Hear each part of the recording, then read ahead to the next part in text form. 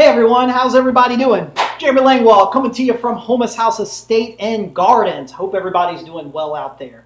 And we're back and we're doing some cooking. So the dish that we're preparing today is going to be a soup, a bisque of oyster and artichokes. And there's a lot to go over, so I figured we're just going to go ahead and jump in and get started. So the first thing that I wanted to show you guys is I love cooking with artichokes. However, breaking down an artichoke can actually be kind of a pain, and if you've never done it before, probably even a little intimidating because there's a lot to do. So I went ahead and got started, but I want to just catch up everybody on where I'm at with this and show you how to break down an artichoke. Then we'll get some soup going, and we'll just kind of talk and cook as we go.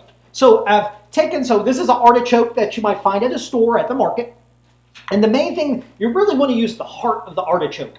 And an artichoke is going to have all these fibrous, it's a flower, it's in the thistle family. So it's going to have all these fibrous petals on the outside of it. So what you want to do is basically if it's dark green, you don't want to use it. You want to start picking off all these pieces, and then I'm going to hold this up to the camera. You can see we've slowly kind of, the artichoke will actually tell you where the bottom or the heart is. As you pick off those outer layer petals, you'll see you kind of got this little indent here. And once you've gotten to this point, what we're going to do is I'm going to take a knife, and just look, another pro tip, you want to use a serrated knife because you really kind of have to saw through this. We're going to saw right through the artichoke, and this is where we're at. Once we get to this point, also, artichokes. Everything about artichokes are just like a potato in that it'll oxidize whenever it's exposed to air. So, meaning it'll start to turn brown. So what I do is I just have a lemon here cut in half, and I have some I've already prepared. I have some acidulated water. Big word, just means water with a few drops of lemon juice in it, and that'll help your artichoke from browning. But what I'll do is, as I'm working, every now and then I'll just take a lemon and I'll rub the outside of it, and that'll help prevent it. Now, okay, we've cut off the top, we've peeled out the outer petals, we've cut off the top. I'm going to take, you'll notice this stem at the bottom is brown. We don't want that, so we're just going to cut the stem off, and that gives us that beautiful flesh of the stem that we need. And then once we've peeled off the top, peeled off the leaves, cut the top, I switch to a paring knife. And what I'm going to start doing is just trimming up the stem itself, just taking out that outside layer. Again, if it's dark green, it's too fibrous or too woody, so you're not going to be able to chew or eat through it, and it's not going to tenderize when you cook. So you just like you could use a potato peeler here, but I'm just lightly taking off a little bit to peel the stem. Then I'm going to take the knife, and I'm going to cut where I peel the petals off. You get the little ends of the petals. Well, I'm going to take the knife, and this is called turning. I'm just going to turn the artichoke off, or cut off those green fibrous leaves, and that's kind of what we're looking for. Again, just getting rid of anything fibrous from the artichoke. Again, we don't want it to turn brown, so we're going to rub a little lemon on it. Once I get to this point, I'm going to go ahead and cut the artichoke in half. Everybody keeping up with me? Again, as always, we're live, so if you have any questions, whether live right now or if you're watching this later, feel free to drop them in the comments. My friend Jesse's looking at all the comments, and if we can answer something live on air, man, we love doing that. So I've cut the artichoke in half, and now we actually see we've exposed the heart, but also you can see what's called the choke of the artichoke, which is right here, and the choke is the inside of the flower that's really fibrous, and you can use a spoon or you can use your fingers, and then, like, look at this. What happens is they call this a choke because it's little fibers you can choke on. We're just going to peel these off, or you can take a spoon, and that just scoops right out. We're going to scoop these fibers right out. And now, once we've gotten to this part, now we're ready to just slice this up. We get rid of all those little fibers. And we're just going to take our knife and kind of slice this up and then drop them into the water that has a little lemon juice in it. Now, you don't have to worry about slicing this up too pretty because you'll see we're going to wind up pureeing all of this mixture in the soup once we get going. So as it cooks and we puree it, it's just going to chop up anyway. So you don't have to worry about that being too fine. So hope everybody's with me as far as where we're at right now. We got our artichokes clean. That's going to be the most tedious part of this recipe. But once we get to that point, everything's pretty easy after that. So we're just going to go ahead and get started. Also, I always like to offer substitutions. I'm not the food police, so I'm not going to come to your house. But you can also buy canned artichokes, and then you could chop up some canned artichokes, but I'm always a big advocate if you could use something fresh. That's always going to be better and elevate having fresher ingredients is always going to elevate your cooking. However, canned artichokes is a great solution that I know many people and chefs that they'll use as well, and that's absolutely fine as well if you want to skip that step of cleaning and preparing artichokes. But I got my handy dandy black iron pot that I love cooking in, and I want you to know I've already melted in here and gotten hot a half a pound of butter. And we're going to use this to start cooking in. Now, when it comes to a half a pound of butter, well, how do you know you have a half a pound? Well, there's something that one of my culinary teachers said this, and I've never forgotten it. And it's a pint is a pound world round. Just a little saying that helps me kind of remember that. So if you're ever trying to figure out liquid to weight on butter, milk, and eggs, and water, a pint is a pound. So a pound of water is a pint of water. A pound of butter is a pint of melted butter. So if we needed half a cup of butter, we'd need a quarter of a pound of butter, which is usually 1 stick of butter. Math class today, but that's where we're at. So I went ahead and I dropped into my half a pound of butter some onions, celery, bell pepper, our Louisiana Trinity. We got that sweating. Just looking to cook those very quickly till they start to get a little translucent color. We started off with butter, guys, so always be careful. We want to cook on a high heat, but when you first start heating up that butter, bring it up kind of slowly because butter will burn faster than if I were to just put oil or salad oil in this pot. I see Jessie's waving her hand. We must have a question. What we got, Jess? Yeah, our top fan, Angela, Ninjo. Angela's here every week. How you doing, Angela? We love seeing you. She'd like to know how many quarts is that cast iron pot? Oh, that's a good question. I think this is a 12-quart cast iron pot. I could be wrong about that. Man, Angela, you put me on the spot here. But yeah, I think it's 12-quart pot, which would be, well, no, that 12 quarts would be, 3 gallons. This might be an 8-quart pot. So, yeah, that's what we got here. I don't measure stuff, Angela. Let's just, I try not to measure stuff too much. But we put the measurements for you guys on our website, our Houmas House website, on the recipes. But me, I just like to throw stuff in. So let's just keep throwing stuff in. I just put in some garlic into the pot, and we got that cooking with our onions, celery, bell pepper. Now the reason we started with, if you see here, we still have a good bit of this butter that the vegetables are sweating in, and we want that because now I'm going to start to shake in some flour. And again, I think the recipe calls for a cup of flour, but I'm just going to keep shaking in flour until I'm going to shake it a little mix until I've picked up all that butter in the pan. And so what we've just done here through the magic of cooking is by putting the flour into this butter, we've created a classic roux. Now, just like a roux is the base for gumbo that you would cook to a very dark state for a long time, this we're just making a blonde roux, which is made for thickening purposes of this soup. So we're not looking to cook this too long, just enough to absorb where now we used to have a pool of butter. Now you can see I've picked all that butter up, and now we have a great roux that's going to thicken this soup. What we're now going to add is our liquids. Now look, we're doing oyster and artichoke soup. So anytime you buy oysters, oftentimes you can get the oyster liquor with it. And if you can do that, that's like perfect. It's like the world's easiest stock that you could have available to you. It's got all that great oyster flavor. Now, if you're not able to get oyster liquor, you want to drain off as much excess water that your oysters come in. Often they come in containers like this. You want to drain off as much of that as you can, and that's just going to be great flavor.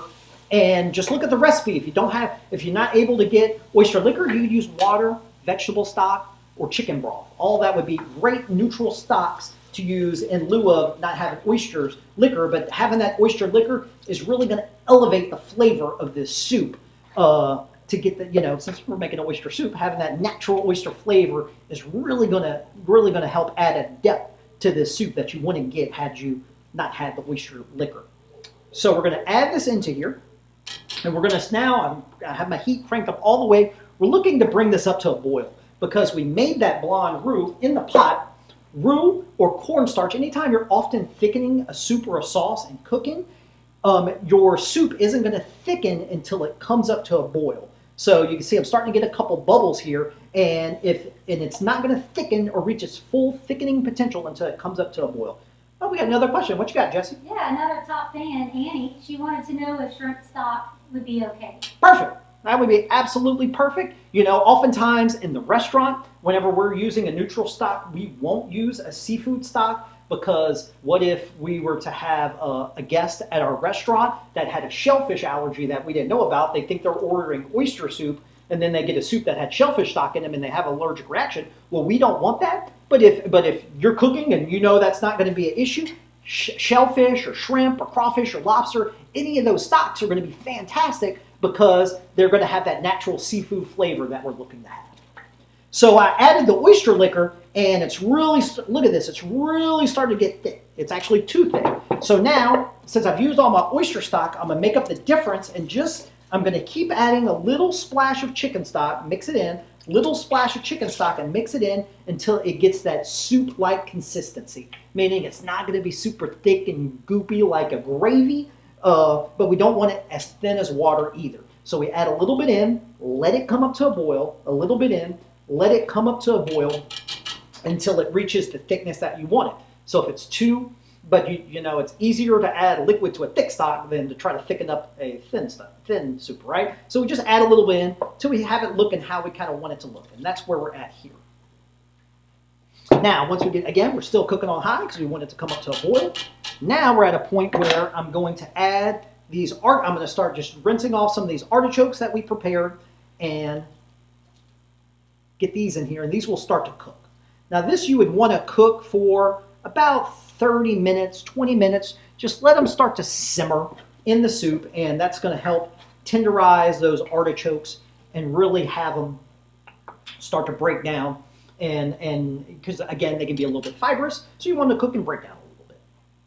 Once we get to this point, I like to go ahead and start to, as I'm cooking, I always like to start with a little base seasoning. So I'm going to add a little bit of salt, a little bit of pepper, black pepper, a couple cracks of this black pepper. And now we're really looking good. Now you can see we started off with those onions, celery, bell pepper. We made our roux. We've added our stock. That's just your base for 1,000 different soups. Now, one thing you'll notice we didn't do is this is going to be a creamy soup, but we're only going to have some heavy whipping cream here. I only want you to add, because you wouldn't want to make a soup.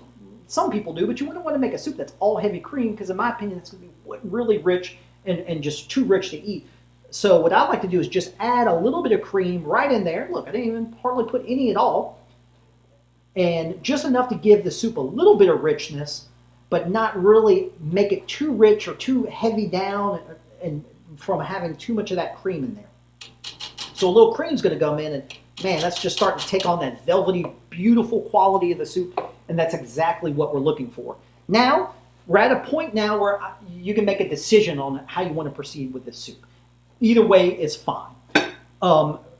With those artichokes and the onions and the garlic in here, it's kind of chunky, which is great and rustic, and part of me really likes that, and I would leave this just like this and then proceed forward. Or if you wanted to kind of refine it a little bit, what you can do is, and this is any soup you can make, you can take a hand blender, or you can put this in a food processor. But man, if you don't have one of these in your kitchen as part of your tools in the kitchen, this just makes life so easy, because I can just come right in here and I'm just going to give it a couple little buzzes just to kind of start to mix all this together. It's going to puree and break down some of those bigger artichokes. That's why I wasn't worried about cutting up those artichokes too pretty for presentation, because I was going to come back with my little blender right here and kind of zap it and kind of break them down just a little bit. And this is just going to have everything kind of come together, because oftentimes I do like something a little chunky and rustic, but oftentimes one thing I think of just whenever I'm preparing a soup is I really don't want any one ingredient to be so big or chunky that it won't fit on a spoon. And it just makes it a little bit easier to eat. These are kind of the things I think about. It's coming to a boil, and that's exactly what we want. We got some seasoning in here, and it's about the perfect thickness, but I think it could just be a hair thinner. So boom, I just add a splash of chicken stock into our soup. We got our cream. Now, this is what, again, we would let this cook for about 15, 20 minutes, cook those artichokes and really start to get flavor. Now, right at the end, so you could do this ahead of time and you could stop at this point. Right whenever you're ready to serve the soup, this is what I want you to do. Bring it back up to a simmer, just like we have here. We're gonna sprinkle in our fresh parsley. We're gonna sprinkle in some green onions. I say this all the time, so I don't want to sound like a broken record, but I love adding my vibrant green herbs and vegetables in at the very last second because they will add flavor, but if I were to just let this cook for 30 minutes, I'm gonna kill all the color and those herbs are gonna cook down to nothing. And then I add those in, and then I'm gonna add in my oysters as well.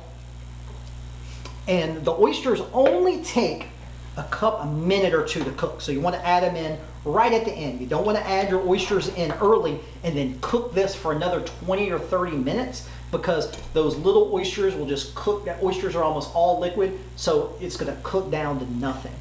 Now, if you are putting a lot of oysters in, which is fantastic, something to mention, again, since oysters are almost always liquid, I actually want your soup to just be just a fraction a little bit thicker because when you do add those oysters, well, they're going to let off a lot of liquid and thin it down as well. So just something to think about. Again, this is where you want to give your soup a taste because now everything's done, all the flavors here, but what we don't have is our spices and our seasoning. So I give the soup a little taste, and yeah, right off the bat, I see all I need to do is add some more salt. And this is really, you know, I kind of get aggressive with it just because I have so much experience in doing it, but take your time. Add a little bit at a time in steps. Add and mix, taste into your soup, and that's going to allow you. I like to just go until I say, oh, it tastes a little bland. I keep adding salt. Well, now I'm starting to taste the salt, and then I stop. As soon as I start to taste those spices, I stop. Of course, if at this point you could add some hot sauce, anything like this, but other than that, this soup is done, y'all. And we're going to be serving this soup all throughout this weekend, Friday and Saturday at our restaurants. Another question. What you got, Jess? Got an Instagram question. She wants to know who gets to eat the soup when you're done cooking it. Oh, well, first of all, guys, behind the scenes things, Jessie is like a bottomless pit void that devours everything. So that's your answer. Me, I mean, you know, I gotta be in front of the camera, so I gotta watch what I eat. I gotta watch what I eat. Jessie, she don't have to. So that's your answer. Jessie busted up. So now we're just gonna scoop a couple ladles in this. Make sure we get some of those good oysters. And again, we're just looking to see the oysters start to curl. When those oysters start to curl like this, that means they are cooked and ready to be served. So we're gonna put a little in a bowl. Come back with some little green onions, and man, this is a fantastic, great New Orleans soup founded by a great inspiration of mine, a chef named Chef Warren LaRuth, who had a restaurant called LaRuth's in New Orleans in the 80s and 90s, and he was known for his oyster and artichoke soup and sauces. And he created this soup, and now it's a mainstay here in Louisiana. So definitely give it a try. Put in the comments, and I would love to know how it works out for you. A couple things going on here at Houmas House. Check out our Facebook page. We started to post information about our upcoming Easter buffet. That's going to be the first major holiday we have coming out here. We're going to do a big, fantastic spread with our plants on the front lawn of the house, and we would love to have you out here. Other than that, so great to see y'all, and we will see y'all next week. Bye, y'all.